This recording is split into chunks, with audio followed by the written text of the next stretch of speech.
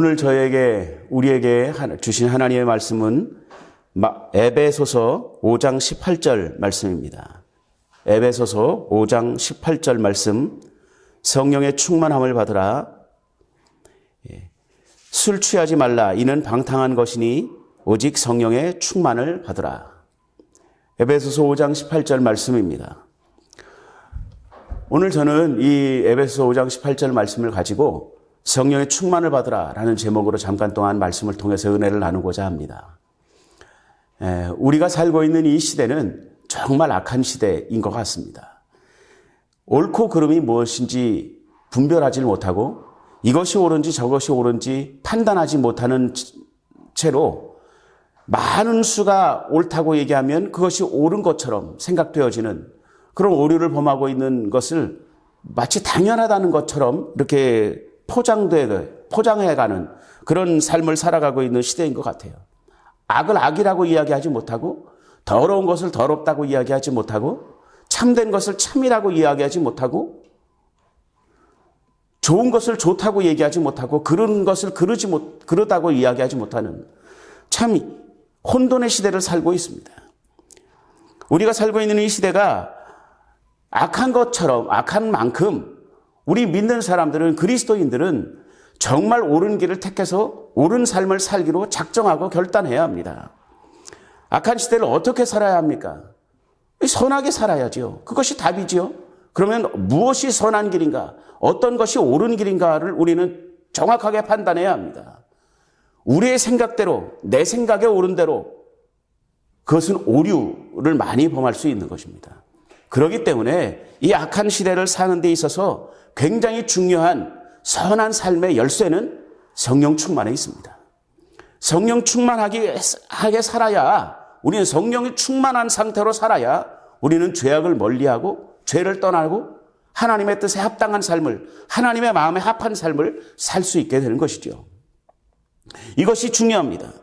성령의 충만한 삶을 살아야 한다는 것이죠. 이 말에 이 일을 닮아난 분들은 없을 겁니다. 성령 충만이 말씀 충만이고 하나님으로 충만한 거다. 사랑으로 충만하고 말씀으로 충만하고 은혜로 충만하고 이 모든 것이 성령으로 충만한 것을 이야기하는 거예요. 제가 다른 말 하는 것이 아닙니다. 말씀으로 충만한 삶, 하나님의 마음으로 충만한 삶, 사랑의 마음으로 충만한 삶, 은혜를 사모하는 마음으로 충만한 삶, 이 이야기를 하는 거예요. 이것을 성령 충만하다라고 얘기하는 것이죠. 그러면 성령의 충만한 것이 무엇이냐? 라는 것을 우리가 분명히 알아야 되는 것인데, 그것은 바로 나의 생각을 내려놓고 나의 마음을 내려놓고 나의 방법들과 나의 계산들을 좀 내려놓고 성령의 뜻에 완전히 순종하는 삶, 이것을 저는 성령 충만이라고 생각합니다.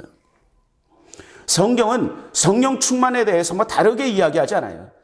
성령으로, 말 그대로 성령으로 가득 찬 그런 삶을 성령 충만이라고 얘기하는 것이죠. 여러분, 어떤 사람이 있는데 이 사람의 마음에는 돈이 가득 차 있어요. 그 사람의 생각은요, 모든 것이 돈으로 연결이 됩니다. 물질로 연결이 되는 거예요. 어떤 사람은 명예나 권력에 모든 마음을 빼앗겨 있으면 이 사람은 권력으로 충만한 사람이죠. 권력으로 충만하다는 것은 모든 것이 그 사람에겐 권력을 위해서 존재하는 거예요. 마찬가지로 이것을 굉장히 선하게 잘 적용을 하면 성령 충만한 삶은 그거예요. 이 사람에게는 오직 모든 삶의 목적이 성령 하나님께, 우리 하나님께 있다는 거예요. 삶의 목적 자체가 하나님께 있다는 거죠. 이것이 성령 충만한 삶입니다. 성령 충만한 삶은 다른 것 아니고요, 하나님의 말씀을 깊이 묵상하고 그 말씀 앞에 순종하기로 마음에 깊이 결단하고 흔들리지 않는 믿음을 가지고 하나님의 뜻대로 살기로 작정하는 것, 하나님의 뜻대로 살아가는 것, 이것이 성령 충만한 겁니다. 자칫 이 성령 충만에 대해서 이렇게 너무 의미를 이렇게 축소시키면 방언을 말하고 은사를 행하고 은사 능력이 나타나고 이런 것이 성령 충만이라고 생각을 하는데, 그렇게 생각할 수 있지요. 그러나 제가 말씀드린 방언을 말하고 은사를 나타내고 어떤 하나님 능력을 나타내는 것, 이것은 성령 충만의 아주 일부분에 불과합니다.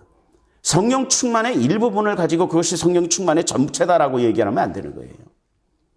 성령 충만의 목적을 위한 어떤 도구들에 지나지 않습니다. 방언이 왜 필요하죠? 성령 충만하게 하기 위한 도구예요. 하나님의 은사를 성령의 은사들이 많이 나타납니다.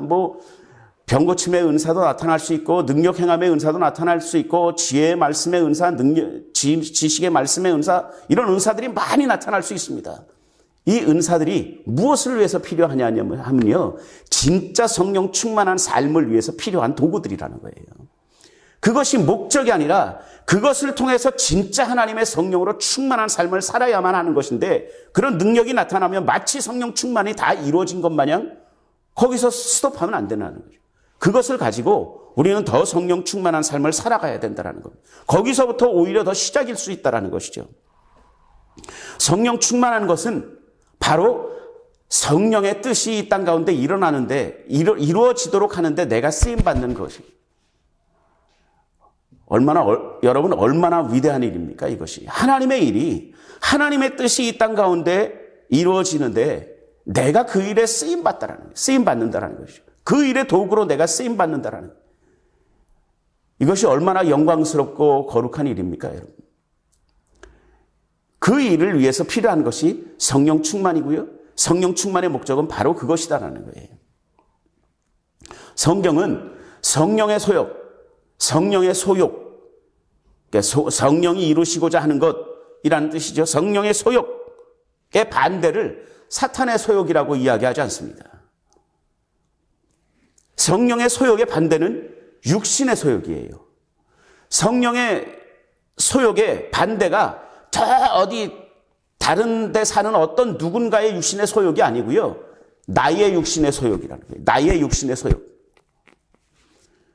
제가 우리 성도들에게 언제나 자주 말씀드리고, 이제는 우리 성도들의 귀에 딱지가 앉을 만큼 말씀을 드렸던 것이 있는데, 그것이 무엇이냐 하면, 하나님은 한 번의 예외함도 없이, 예수님은 한 번의 예외함도 없이, 성령님은 한 번의 예외함도 없이 우리를 향해서 언제나 말씀하십니다. 너희는 나를 따르라 라고 말씀하십니다. 우리는 하나님을 따르고, 하나님의 말씀, 예수님을 따르고 성령을 따라야 되는 거예요. 하나님은 언제나 그렇게 말씀하십니다. 그런데 사탄은 단 한 번도 나를 따르라라고 이야기한 적이 없습니다. 사탄은 언제나 뭐라고 얘기를 하냐면, 네 마음대로 해. 네가 결정할 수 있어. 네가 하나님처럼 결정할 수 있는 거야. 네가 맞는 대로 행하면 되는 거야 라고 이야기합니다. 사탄의 방법은 언제나 그거예요. 첫 인류였던 아담과 하와에게 이 사탄이 나타나서 너희는 내 뜻대로 이것을 따서 먹어라 라고 이야기하지 않았습니다. 선악과를 알게 하는 나무의 열매를 따먹는 것이 나의 뜻이야. 나의 뜻을 따르라. 하나님의 뜻을 따르지 말고 나의 뜻을 따라라 라고 사탄이 이야기하지 않습니다. 네가 결정할 수 있어. 너도 하나님처럼 될 수 있어 라고 이야기하죠. 그래서 이 하와는 그 나무 밑에 가서 그 실과를 봤더니, 내가 생각할 때, 자기가 생각할 때 보암직도 하고, 자기가 생각할 때 먹음직하기도 하고, 자기가 생각할 때 지혜롭게 할 만큼 탐스럽기도 했었어요. 그래서 자기의 생각에, 자기의 선택에 의해서 그것을 따먹게 되죠. 인류의 죄악이 거기에서부터 시작이 됐다라고 성경은 이야기하고 있습니다. 사탄은 언제나 네 마음대로 해 라고 얘기합니다.